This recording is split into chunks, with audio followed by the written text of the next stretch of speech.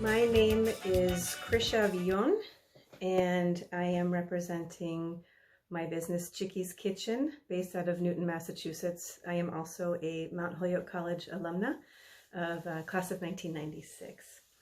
I wanted to introduce to you my kitchen, or Chicky's Kitchen. Chicky is my nickname that was given to me by my abuelo, or my grandfather, a long time ago. I was always very little, and so he used to call me, like a lot of people do, a term of endearment. You call your small child or small girl Chiquita, which means like little girl, right? And then it became shortened to Chicky, and so that became my nickname for most of my young life. And so I wanted to explore a little bit a special dish called Karapulcra. That is a South American, Peruvian dish that's very ancient, has very ancient Andean and Incan roots. Before I get into that recipe and why I chose that for this particular presentation, I wanted to talk a little bit about the Embodied Taste exhibit at the Mead Museum of Amherst College. So last fall, a group of 16 students at the Mead Art Museum at Amherst explored food and eating through the lens of anthropology and art. They researched different food pathways and recipes and charted how food choices reflect hierarchies of gender, of race, of class, and colonization. They explored how food shows up as a subject and object of artistic representation across various places and eras. Their research fed the creation of Embodied Taste, an immersive exhibition of food and how it moves through our bodies and through our world. Inside the gallery, visitors encountered a montage of women cooking in popular media, such as Julia Child's and Patti LaBelle's cooking shows, and also Doña Ángela's YouTube channel, De mi rancho a tu cocina. Next to the video montage sits a long counter with a wooden box and a bunch of index cards. Each card bears a recipe or a memory from visitors and from student curators that are all mixed together. This resulting exhibition, called Embodied Taste, reminds us of the creative agency of those of us who cook for our families, and this essential and powerful and often underappreciated labor of care and love, I would say. You can experience a virtual tour of Embodied Taste online at amherst.edu/mead, M-E-A-D. The Mead is pleased to partner with me, with Chicky's Kitchen, to present this cooking demo to help bring the sounds, smells, and flavors of Embodied Taste into your kitchen. Karapukra is an ancient Andean dish that has been prepared for centuries, possibly a millennia, by both Quechua and Aymara peoples of South America. The original term for this dish in Quechua is Carapulcra, which means a stew or a soup made with hot stones. And so traditionally you would have a clay pot, you would put the stones in a fire, get them really hot, put them in the bottom of the pot, throw your water and your veggies in there and get it up to a nice rolling boil in order to tenderize all of those vegetables and or meat that you might be putting in there. Now, Karapulcra usually uses meat. Today I'm going to be preparing a vegan one and using quinoa as the protein instead of using meat. One of the really fascinating things about this dish that gives it a very particular texture, which unfortunately I was not able to find in order to do this demo today, is papa seca. Now, papa seca, which means dried potatoes, is a product that was created out of necessity, right? You have potatoes which are indigenous to South America. They only have so far fresh, so far as a shelf life before they start to develop mold or they get eyes and they start sprouting. And so people found a variety of different ways in South America to preserve these potatoes for a longer period of time. You have chuño, which is another freeze-dried potato that can last years. And you also have papa seca. And what they do is they take the potato and they chip it into little pieces and dry that, and it ends up looking really gorgeous. Almost has the color of, if you've ever seen a piece of resin that violinists used for their bow, it looks like little pieces of resin. It becomes this beautiful dark golden yellow color. And you would take that product and you would rehydrate it overnight in order to create this stew. I don't have that, but I will show you pictures of what that product looks like. So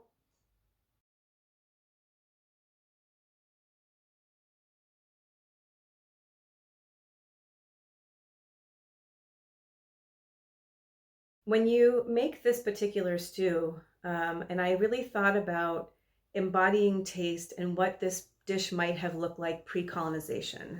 Today, usually chicken and or pork are the star proteins of this dish, but of course both of those animals were brought with colonizers. You know, especially the pig is prolific in a lot of Peruvian cooking and grilling and things. And I don't really eat a lot of pork. And so I thought, what else could I do to make this dish and give it a nice protein, keep going with that delicious texture, that wonderful texture.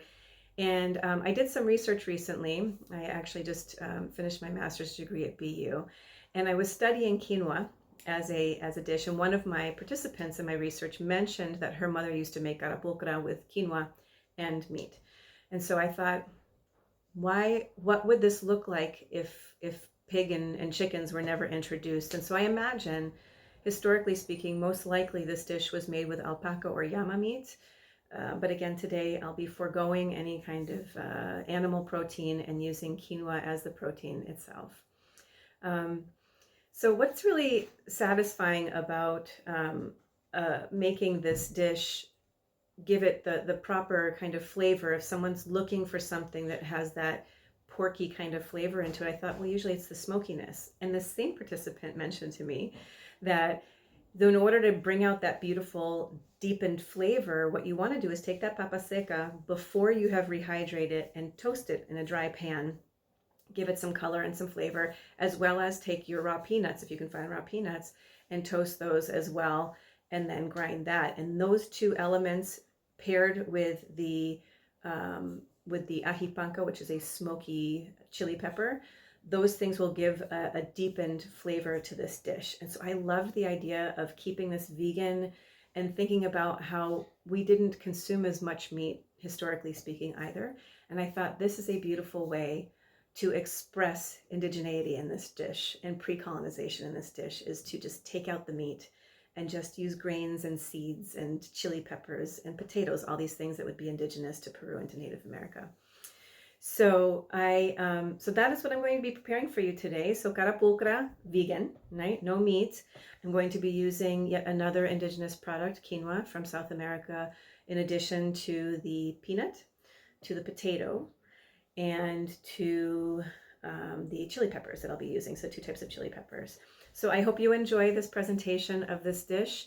For me, as I have explored my own Peruvian identity and my Quechua identity, it's been really important for me to find products that express that indigeneity pre-colonization. And it doesn't mean that I don't eat other things as well, and it doesn't mean that this doesn't also taste delicious with meat, but I really wanted to consider what this looked like or could have looked like before. And so that, also, sometimes people put other things in here that might have, you know, like the juice from the meat or other things like that to flavor it. All of this is vegan. So I'm using the water from the boiled potatoes that I'm making in order to give this a very porridge-like consistency.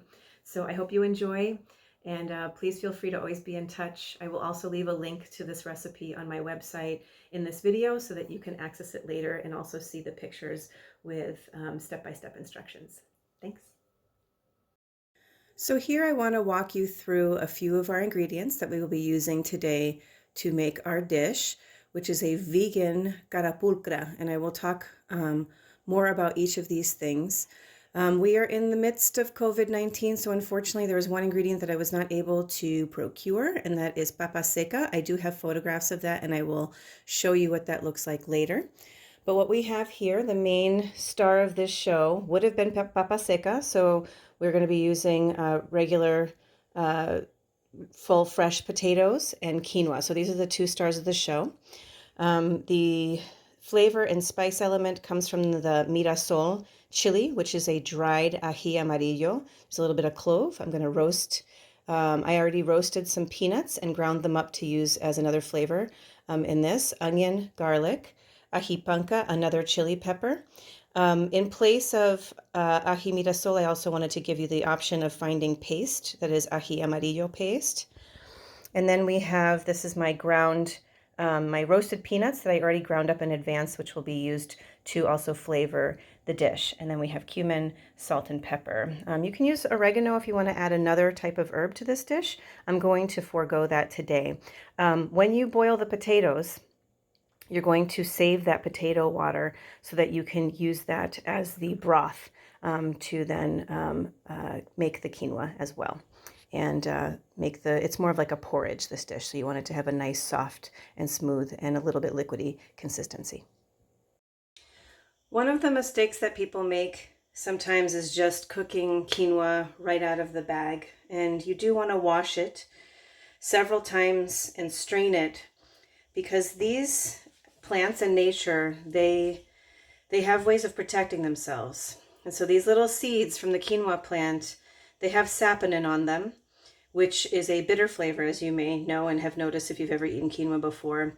And it's there to protect the seeds from birds. They have a bitter flavor, the birds won't eat them. So we want to wash those off. And the way that I was taught to do it is I fill the bowl up of quinoa, and I have 2 cups of quinoa here, which is per the recipe I've shared. And you want to literally scrub your quinoa a little bit in the water, and you want to wash that. And you know, like anything that tastes good, it takes a little time. There's a little bit of work involved in getting this prepared for eating. But as you notice, as I'm rubbing this and I'm squeezing it and I'm getting all that stuff, you notice the water's getting a little bit milky. So we want to wash this 3-4 times, and then we're going to boil it, but give it more water than is necessary, because we're going to actually toss that first boil. We're going to toss that water off and then add more water and then cook it to tenderness. So we're going to do a lot of washing of this because we want to make sure that we're really getting those saponins off of the quinoa. Okay, folks, so this is after the 3rd wash, and you can see perhaps that the water is clearer, but it's still a little foggy. So I'm going to go ahead and clean this one more time. Now and then I'll do the boil, and I'll show you how to do that. But I want to say that sometimes, you know, doing these kinds of things seems like a lot of work. But one of the things that I do when I'm doing this, and I will share a link in this video so that you can actually see the way that quinoa is harvested and how much work goes into harvesting these seeds. Any seeds, especially the ones that are this tiny, takes a lot of work to get all the little rocks out of it and little sticks and other things that might have gotten into a very organic and ancient way of harvesting. Not everybody harvests exactly the same way, but the ancient way is everything is done by hand. And most of it still is done by hand, no matter who's growing it. But you want to, what I do to pass the time when I'm doing this, and you want to put all the love in your food. I was taught that you can't make food when you're angry, or else that feeling, that sentiment, or that sadness will get into the food as you're making it. If you ever saw the movie Like Water for Chocolate, you might remember how that goes. But this, when I'm doing it, I literally rub, and I thank the people who grew it. I thank Mother Earth for creating a protection for these seeds so that the birds don't eat them. I thank the birds for not eating them, and for other pests to not ruin these crops so that we might be able to enjoy this delicious food. And so those are literally the ways that I pass the time when I'm cleaning these. All right, look at that. That water's still pretty murky. So I'm going to strain this one more time. And I'm just using a little colander right here. And I'm going to take most of that water out. If there's a little bit left behind, that's okay. And then I pop that back in. And I'm going to go ahead and give this one more bath, and then we're going to throw it on the stove. Okay, so what I have now is the quinoa on here with extra water. When that comes up to a boil, I'm going to strain that water off again. And then it's about, I'm going to let that go probably about 5 minutes or so after the first boil goes. Let that go into a rolling boil. And then I'm going to strain that water off. I also have back here, while I was washing the quinoa, I had my potatoes already going. As I mentioned before, normally you would use papa seca for this, and it would have soaked overnight, and I'll go through that process through pictures at some other point. And we will see what that looks like. I actually have photographs of the before and after the soaking, and you would boil them the same way until they're tender, and we're going to reserve that water to finish cooking off the quinoa and to make more of a porridgey texture in its finish. So we're not going to throw that water away, we will keep that. But we're going to go ahead and let those potatoes be tender, let them cool off, and then cube them after they're finished cooking. This has been going for about 4 minutes, and I'm going to go ahead and see all those bubbles. I'm going to get all that stuff out of there. So I'm going to turn off the flame, strain this, and fill up the water again and start all over again. I've now got my second batch of water in there with the quinoa. I'm going to bring this up to a boil and then cover it and bring the flame down to a simmer and let that cook for about 20 minutes. Now, I was taught that you should never add salt to your quinoa while it's cooking as you can with rice, because it will not cook properly all the way through. I have always followed that fast rule. So once you are done cooking this, if there's any leftover water, you're gonna strain that, and you're gonna have all of your components cooked. These potatoes are almost done back here, so I'm gonna take those off the flame soon and let those cool off, and I'll have all of my components to then put everything back together in the end. It has been 18 minutes since the boil started, the second boil, and the simmering, and you can see how beautiful and fluffy that quinoa looks. Again, this was 2 cups, so we've got about probably 3.5, close to 4 cups that we're going to be using to make this vegan Karapukra.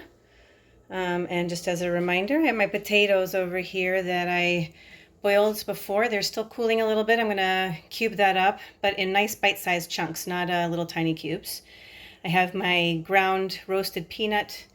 I have my salt and pepper. I have my, I used a pilon or a mortar and pestle to pound the garlic. So that's garlic right there in the spoon. I have my diced onion, my ají panca, my ají amarillo. I have my cumin. I have a couple cloves, and that little green right there, that is known as Indian oregano, and I'm going to use that. I'm going to crumble that up into little pieces in my hand and go ahead and sprinkle that in once we start making our porridge or our stew. Alrighty, so we're going to start by building some of the aromatics in this dish. So I have my pot on a medium high heat, and I'm going to add about, let's see, 2 tablespoons of olive oil. And we're going to begin by sauteing the onions until they're translucent. Now you can use a half of a medium size or even large onion, or you can use, I used an entire small onion because it was very tiny. So I'm going to go ahead and saute that. And once these become translucent, I'm going to add my chili pepper pastes, my which is the ají panca, the ají amarillo. I'm using ají amarillo instead of the ají mirasol, but you take ají mirasol, chop it up, add some hot water to it, and pound it until you make it into a paste with the garlic too. Makes it easier.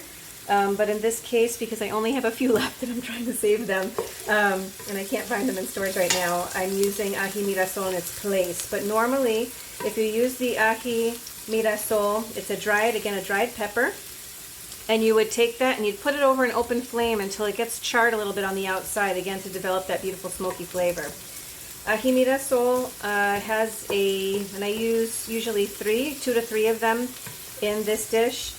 But this time I'm using about a teaspoon of ají amarillo paste in its place. I haven't been able to find frozen peppers. You can usually find ají amarillo frozen in a local Latino bodega, or in specialized international supermarkets. We'll have it usually in a jar in a paste form, or frozen, the whole pepper.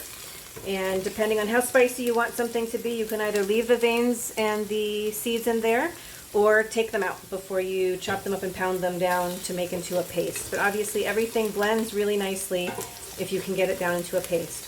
One of the things I'd like to mention while this is sauteing is that you want to serve this dish with other accompaniments. Traditionally in Peru, we would serve this with some boiled yuca, which is just boiled in a little bit of salted water, and rice. So that is what I'm going to make for you today as well. I've got some yuca boiling on the stove right now as well. All right, so that's getting there. I'm going to bring the heat down just a smidge because it's starting. I don't want these to brown. Though, because I did not char the mirasol pepper, having this a little bit caramelized will again deepen the flavor, so I don't mind if it gets a little bit brown.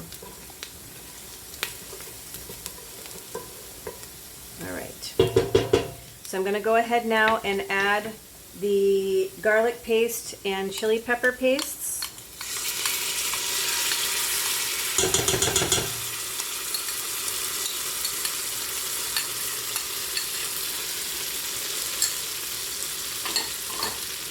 I'm going to let this cook a little bit. Just, not even a minute really. I'm just trying to get it, and you'll be able to tell by the smell. Yep, that's getting cooked. We don't want it to burn, and we don't want to lose the moisture in there either, because that's going to develop a nice flavor in the dish. But I do want it to start to really smell like, just have all those flavors wafting around the kitchen. All right, so that's good. I'm going to now add my cumin. Just like in Indian cooking, if you're using cumin, you want to add it in the beginning. Just a smidge of pepper. I'm going to do a nice sizable pinch there. And I'm just going to add also a little pinch of salt to soften those onions a little bit more if need be. And I reserved that potato stock. So from soaking, if you were soaking the papa seca, you would have reserved that water that you used to soak it overnight, and you want about 2 to 3 cups of that. But because I boiled fresh potatoes, or papa fresca, what I'm going to do is I'm going to add the potato water now, and I undercooked my potatoes a little bit earlier, and I'm going to bring that back in just a moment to sort of absorb some of these delicious flavors, but not too much because they're already pretty much cooked. So we got a nice stock going here. I'm going to now add the peanut butter. So this is about maybe 3/4 of a cup or a little bit less of ground roasted peanuts that I roasted myself, and I'm just going to go ahead and get that in there, and this is going to be a nice thickening agent as well as delivering a punch of flavor.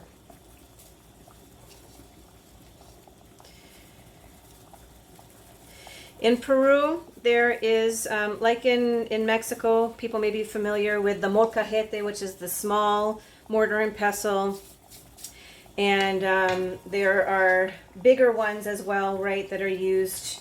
But in Peru, we don't do mortar and pestle. What we have is what is called a batan. It's a large stone slab, and there's a rock. It's like moon-shaped, and people rock the stones back and forth in order to make paste, and they do it like this, and then they lift it up and they scrape everything back together, and then they keep going until it turns into a beautiful paste.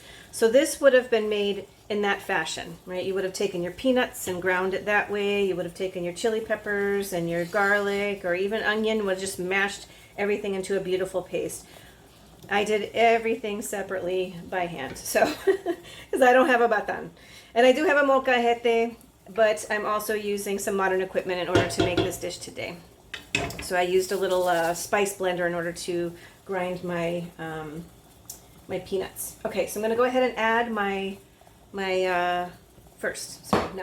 So we cooked the quinoa as I showed you earlier. I'm going to add this into there. Normally I would have the papa seca in here not cooked yet. It would hang out in here for like 45 minutes, and then I would open, and if I need to add more water I can, but I'm going to go ahead right now and add this quinoa. And I want to bring this up, the heat, now bring it up to high, because everything's been kind of sitting out a little bit and it's not as hot as it was when I first cooked it. So I'm going to go ahead and I'm going to take all of this quinoa and put that in there. Now, because I'm also boiling some yuca, I'm going to maybe reserve some of that water in case I need to really moisten this a little bit more. One of the tricks in Peru that people use, if for some reason the coloring is not as attractive, like I don't mind this sort of reddish brown color from the ajipanca. I think it's beautiful and it's natural, but sometimes we do use turmeric to color things. So if you ever notice, like one of our dishes, which is called ají de gallina, which uses ají amarillo and shredded hen meat, it has a very yellow color to it, and it's not just from the ají, from the pepper. People often will put the little touch of turmeric in there to make it more yellow.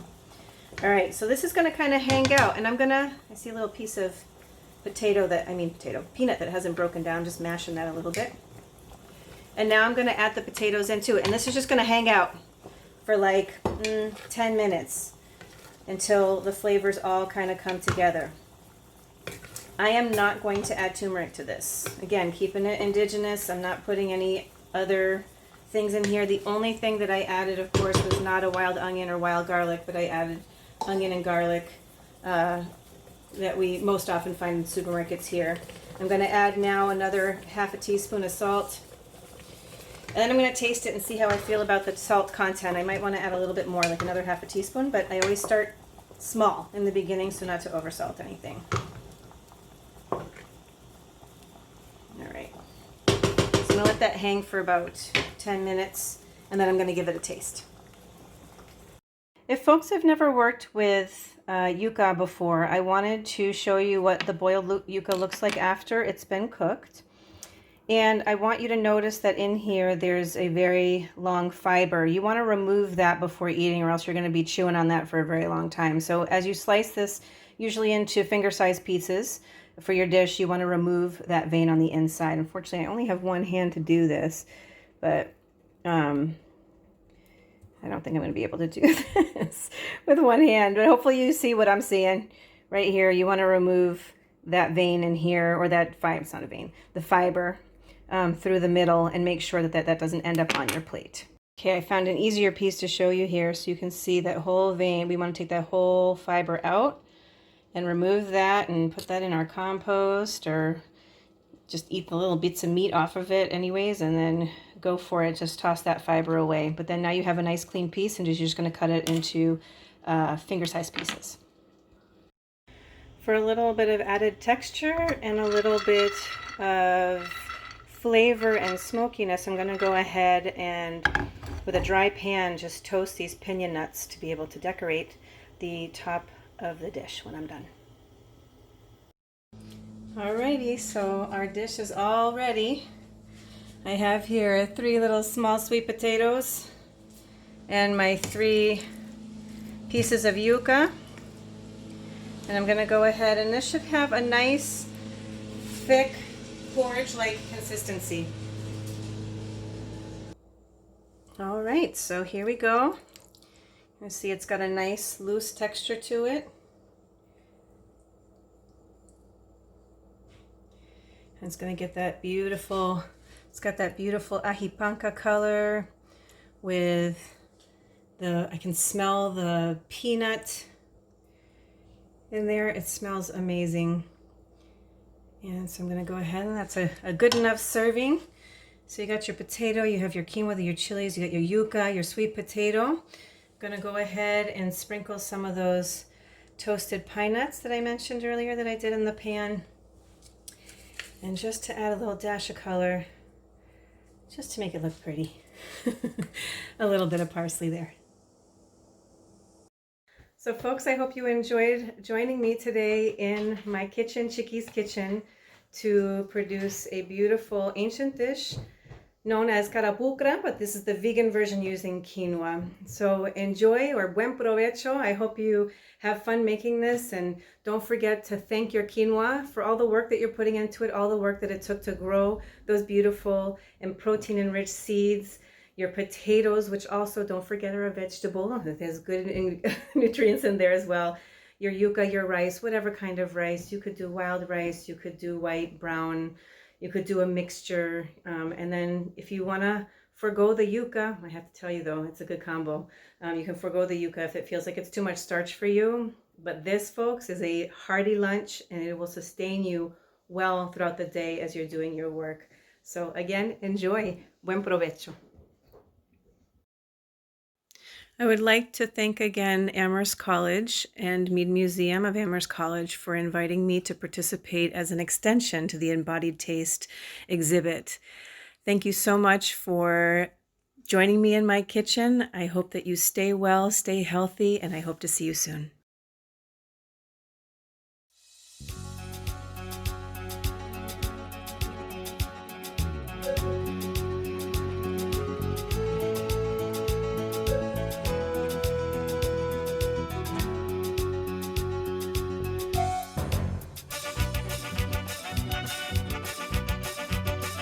Para todas las chicas lindas, en especial para mi corazoncito.